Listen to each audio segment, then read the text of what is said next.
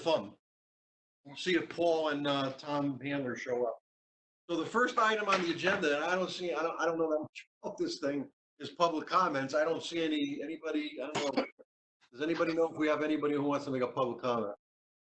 There are no attendees outside of board members. Okay. That's normal. All right, then, that's not having any public comments. We will move to item 2, which is Administrative Officer Tony, your monthly, and Woodbridge Board of Ed and other. Okay, thank you. It was an interesting month and a half for sure, and we've closely been monitoring our accounts, and so far I'm predicting a budgetary conservatively budgetary surplus of about $500,000. Because we contribute $400,000 from our fund balance, that leaves us with a contribution to our fund balance of about $100,000. So it leaves our fund balance at about $6.5 million, which is 13% of our expenses. We had some lost revenue in a few areas, including interest income and some fees, but we had reduced expenditures due to canceled programs. So I'll go through some of those. The first is taxes, and on here I'm predicting a deficit of about $150,000.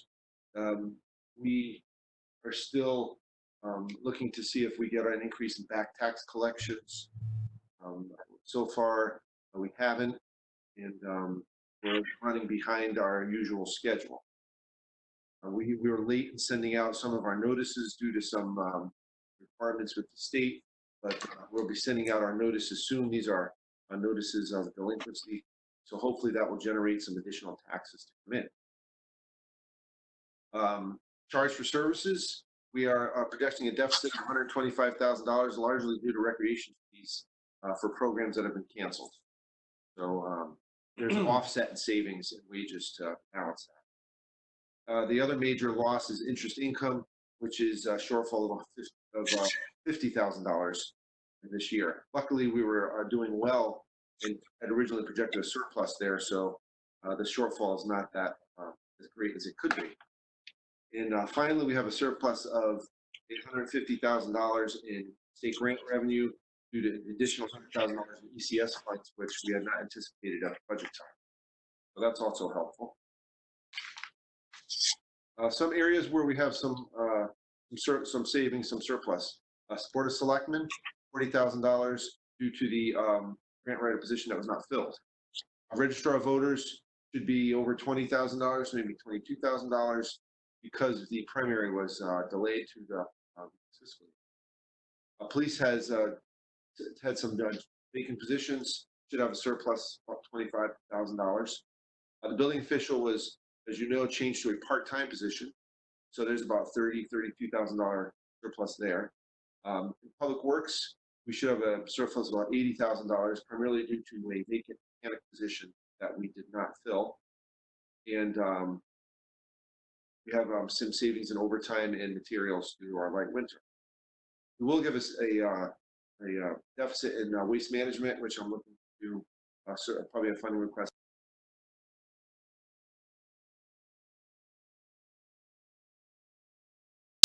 And we anticipated. Human Services will have a surplus of about $40,000. There's currently a vacant senior center director position, and some part-time staff were laid off due to the pandemic.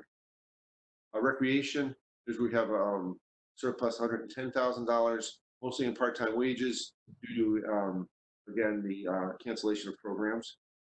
The library, because the library is closed, there's a surplus of about $70,000, which is part-time wages, and that's for individuals who were laid off in the library who were part-time. And finally, there's a $90,000 surplus in benefits. A lot of that's due to the savings in workers' compensation, healthcare, and FICA and Medicare for the vacant positions that were mentioned.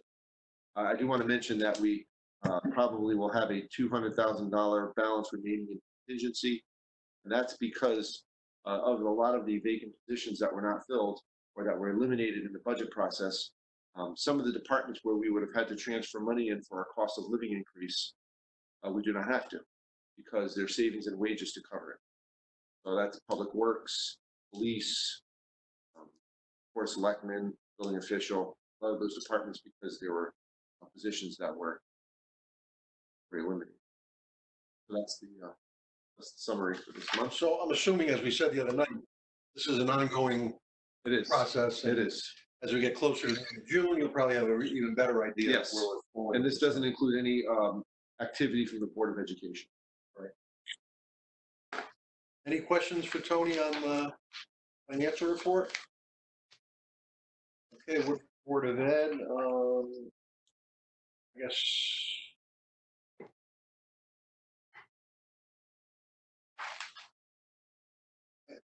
I see Tom Handler. Are you here, Tom? Tom Handler? I see his initial up there. It's about 100 and, yeah, they have a surplus of about 108,000, which also could change. We actually had a discussion with Al Pulo and Bob Gilbert about this. It's something that we need to discuss. Obviously, as we know, the Board of Education does not have to return a surplus, but we're going to be talking about it. Hopefully, it works out to everybody's advantage. So that's that. And anything else, Tony? No. Yeah. Okay. Funding requests. I believe we have two.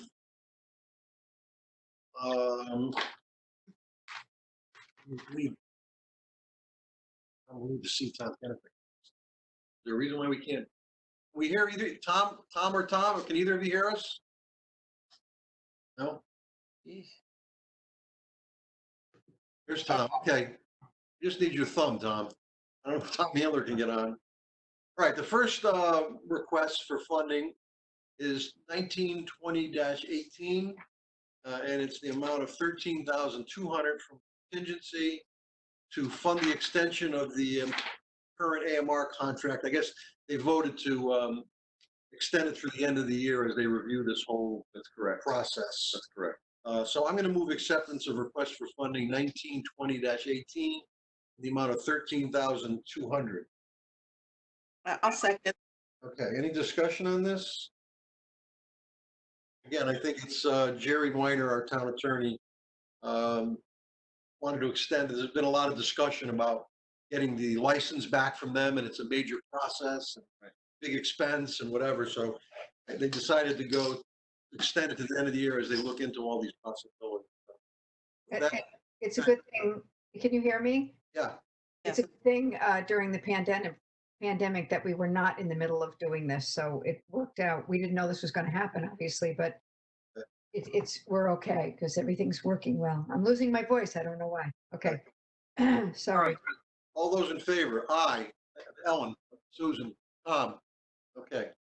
4-0. We can't seem to get Tom Handler. He's not on.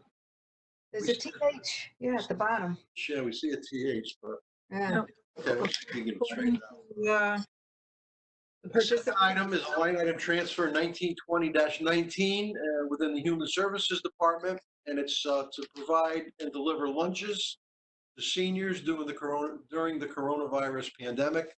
And something as wonderful as that, I'll happily move acceptance of line item transfer 1920-19 in the amount of $9,500. second. Any discussion on this?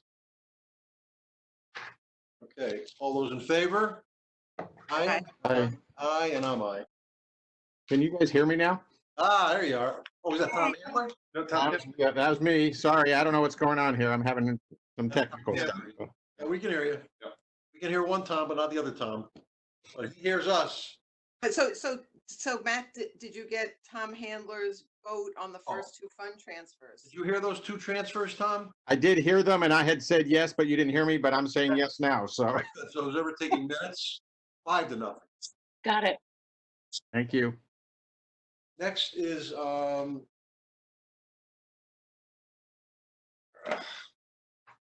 approval of minutes. Give me a second. I think you got to do the van. Excuse me? You have to, or you don't approve it, right? Do you approve the, No, nothing. We did the van on our own. Never mind. Board of Selectmen stuff, This sorry. is approval of minutes of our March 19th meeting, and I will move acceptance of the minutes of the March 19th, 2020 Board of Finance meeting. Second, Okay, any corrections, adjustments, et cetera? Hearing none, all those in favor? Aye. Aye. Tom Handler, you there? Okay, good, thank you. Next is preliminary suspense list. Do we have to approve this tonight? No, or- no, that's not. This is just an FYI, okay. This is a suspense list. By statute, we have to list them this way, and while they're on here, the tax collection continues to try to collect these. It's removed as a collectible Right. of the town, but we still, Not me. Not me. That's an FYI, and we will, at some point, we'll approve it formally next month. next month. You guys hear me now? Yeah. There you go. Headphones. I don't know what the problem was. I don't know what's wrong with my computer. All right. Okay, so now you can hear me. I'm opposed to extending the AMR contract. Oh, okay, all right. The record. Karen, you got that? Yes. Okay. Okay, next is appointment of auditors. Tony, you want to go through that?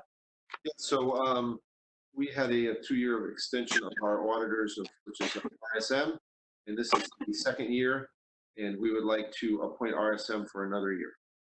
excuse me. This is consistent? Yeah, yeah. All right, I'll make a motion that we approve the appointment of RSM as an auditor fiscal year 19-20. I'll second that. Okay, any discussion on that? Hearing none, all those in favor? Aye. Aye. Aye. There, good, okay. All right. Next is first selectmen's report. Beth? Boy, I'm going to be the longest part of the meeting. I'm sorry. Lots to tell. I'll go quickly, though. Go ahead. Thank you. As I mentioned at the May 13th regular Board of Selectmen meeting, I once again want to extend our deepest sympathies to the Kelly and Gdansky families upon the sudden loss of our friend and colleague, Jerry Kelly. Jerry passed away suddenly on Monday, May 1st. He worked in Public Works for many years, and the town sent a gift basket in gratitude and remembrance to Jerry's family. It's been over 2 months since we closed our doors at Town Hall to the public. The latest report from Quinnipiac Valley Health District states that as of this morning, there are currently 108 COVID-19 positive cases in Woodbridge, 29 associated deaths, and unfortunately, there was another, not a death, but an additional case, so we're up to 109 as of this afternoon. Frank just let me know. We had a 4-day lull with no new cases or deaths sort of over the weekend, and then it just jumped up again this morning. So it is what it is. As I reminded the Board of Selectmen, we continue to take every precaution to make sure that our staff are safe while they complete their duties to keep our town running. And we are now working toward a plan to perhaps begin the slow and deliberative work to think about how we begin opening our town hall. It is incredibly important to me that we do this in a thoughtful and measured way. I can assure you that I will not allow town buildings to become viral hotspots. Our employees are devoted, smart, creative, and we have been able to provide all services to our residents remotely. This will continue as long as necessary. We continue to be able to run the town hall and also keep people safe. We have a safety committee made up of town employees who will begin meeting this week to work on the best practices for opening town hall. I must again thank every member of our wonderful staff and our first responders who have never faltered, no matter the challenge, and also all members of our boards and commissions, you guys included, and every resident for their continued support and compliance. I will continue to send out weekly e-news blasts to the town, provide almost daily updates on social media and the town Facebook page, and contribute to publications such as the Woodbridge Town News, which I think one is coming out tomorrow, and our monthly newsletter, which is mailed to every home in town. I also reported to the Board of Selectmen last week that I've been working with John Gorham and members of the Massaro Community Farm and the Birding Friends of Louisa Cunningham, who would like to, and the Massaro Farm Community Farm would like to erect a kestrel nesting box on the premises of the Wood Country Club. Tom, you ever heard of kestrel? I've actually seen them at the country club, so I think that's a great idea. That's why they chose it, exactly. Coming back. Lisa is a past vice president at Massaro Farm, and she's now cycling off the board. and they'd like to show their appreciation for her many contributions to the farm. And I know this would be a wonderful way to recognize Louisa for all her hard work and dedication to the farm. I believe last year she was also recognized as a 2018 recipient, 2019, whatever, recipient of the Jeanette's thing. What is it called, Tony? Blocking. The Living Treasures. treasures, right? She was one of them, so that's lovely. Just an update for you guys. I'm only telling you stuff not really financial, more just so you know what's going on. Town Council Jerry Weiner and I have been working very closely with Todd Levine from the Historic Preservation Office of the Department of Economic Development of the state of Connecticut. And later this evening at 7 o'clock, the Board of Selectmen will have a special meeting to continue to finalize the language for both the Amity Woodbridge Historical Society and Town of Woodbridge Agreement, as well as the charge to the Darling House Ad Hoc Oversight Committee. Todd has acted as a liaison between us and the society as we have moved forward to get both these documents in place. This has been a very long process, but we have all done it with the best intentions, ensuring the longevity of this treasured town asset. And I believe we are now on a good path toward the future. And other than that, if you have any questions, feel free to ask. That's all I have. And thank you again. And thank you for Monday night. You guys were just awesome. Thank you. I actually have a couple of questions. Uh-oh. First, thank you for the report and all your leadership through this crazy time. Just crazy. Been fun. On the Darling House, I see that it looks like somebody is still farming out there. Who's doing the farming? There is no farmer. He has moved. They were perhaps cleaning it up and might be planting some grass to prevent erosion, but there is no more farming. The farmer left as of March 1st. Because it looked like there was covering like for grass. Okay, and the other thing is, I know it's hard to talk about, but in terms of the deaths in Woodbridge, you have the breakdown from the assisted living and nursing homes, because it helps people when they see the comparison. Really agree, right? There only one is not an assisted living or nursing home related death. So all the others of the, what did I say, 28, 29 are all assisted living, nursing. We have 3 facilities, as you know, Emeritus and Linden and Coachman's. Willows, yeah. So And- only one death was outside of the facilities. Correct. And what about of the 109 cases? I don't have that number. Yeah, I don't know. Yeah. Okay, so thank you, Beth. Thanks for There's a, if you go to the QVHD website, they by town, you can look and see. I don't have that number for you in front of me. I have the whole list, but I'd have to sit there and count them all up. Okay. It's a good percentage, I'll put it that way, but maybe it used to be about 75%. I can tell you that. But I'm not sure what it is as of exactly today. My guess is it's around the same as 75% of the cases are from the assisted living and nursing home facilities. I think that sort of makes sense when you Yeah. see the other towns. Yeah. Okay. Exactly. Thanks. Right. Thank You're welcome. Any other questions? Okay, next is liaison reports. I went to the last Amity meeting, nothing urgent to report. Their surplus remains around 600,000. Again, they're looking towards this new normal and not knowing exactly what's going to happen. One disturbing thing that Terry Loomis, the business manager, brought out was that, for her understanding, and I hope this isn't true, when they start school again, I don't know where she got this from, but this is what she said, that they will have to provide each student with 3 masks per day. One when they walk in the morning, one at lunch, one after lunch, and that's a lot of masks. I mean, it doesn't seem possible, but I haven't ever heard that other than from Terry. And she estimates if she does have to do that, it would be probably $500,000.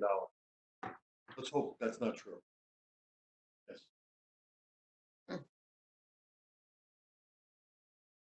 Okay. Great. Yeah.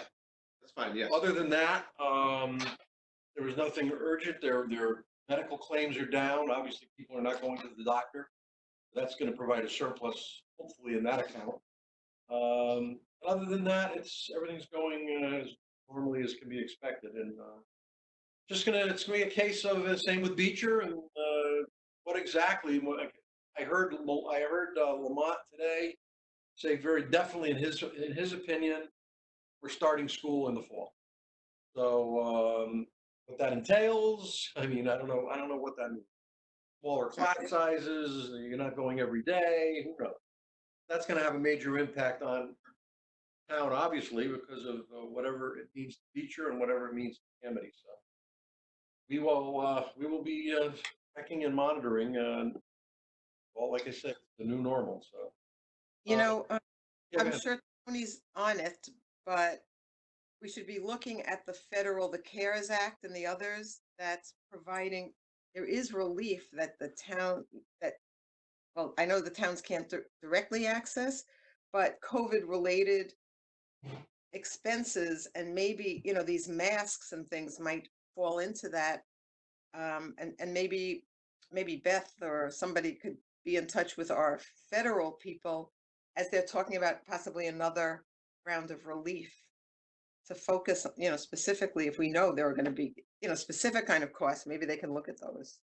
We have been accumulating our documentation, as you know, the process, Ellen, we're in about FEMA.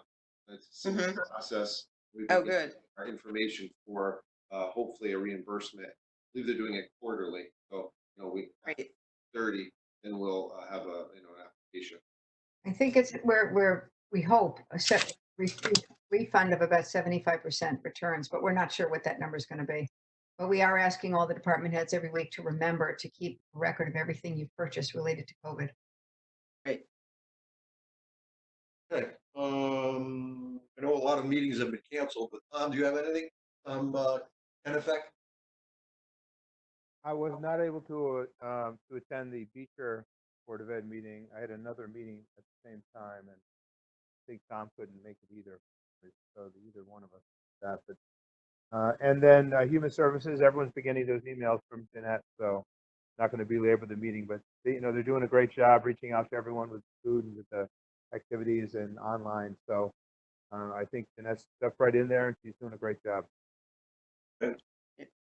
Tom Handler, you have anything?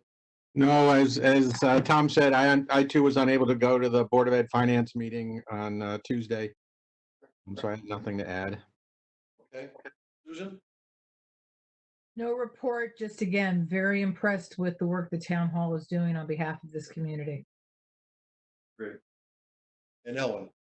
So I tried to go, the Recreation Commission had a meeting on Monday. They had canceled the ones before.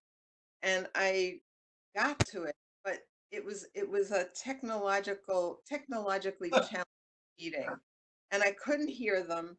I finally just left. I didn't think to follow up to find out what happened, but I did text Andrea to say, please, to extend the Board of Finance thanks and recognition for all the great work they did on the budget and all the cooperation. So I hope she transmitted that, but it was the technology was not good. I couldn't hear them. I couldn't follow them. So Okay. Yeah. Okay, that's it. The next item, we're going to be going to executive session, but before we do, I would just like to say, I think the Board of Finance, we had a fabulous year, did a great job, and taxpayers will be the beneficiaries of what we agreed to. I just hope the coming year, starting in July, going to get back to some normalcy. But if nothing else, the taxpayers of Woodbridge will see some relief in their tax bills, and I don't think with a great deal of pain. Yes, we cut roads and a few items, but for the most part, I think that the budget, for the most part, everybody got what they needed, and they should be fine going into the year, unless something crazy happens. But so I just think it was a great job, and I know the town should appreciate all that was done. So, thank you all. And thank you, Matt and Tony, of course, and Karen. Of course. Thank you. And with that, I'm going to make a motion that we go into executive session pursuant to sections 1-206C and 1-210B1 for discussion of matters